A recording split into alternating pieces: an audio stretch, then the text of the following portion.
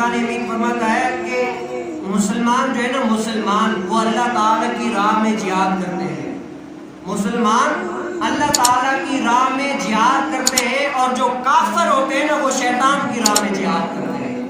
اب جہاد مختلف ہوتا ہے، ایک جہاد ہوتا ہے تلوار سے، اللہ تعالیٰ نے ایک ہوتا ہے تلوار سے کہ کفاروں کا، جہاں شریعت نے حکم دیا کہ کفاروں کا ان کا سر قلم کرنا ہے، ایک جہاد یہ ہوتا ہے، اور ایک جہاد یہ اپنے نفس کے ساتھ اپنے آپ کو قابو رکھنا اور اللہ تعالیٰ کی نافرمانیوں سے بچ کر اطاعت والے کام کرنا، یہ بھی جہاد کہلاتا ہے۔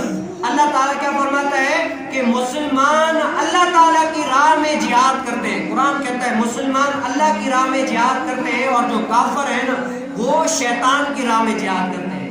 اب جو مسلمان کافروں کے رستے پر چلے نا، جو مسلمان کافروں کے رستے پر چلے، وہ بھی گویا کہ شیطان کی راہ میں جہاد کر رہے ہوتے ہیں۔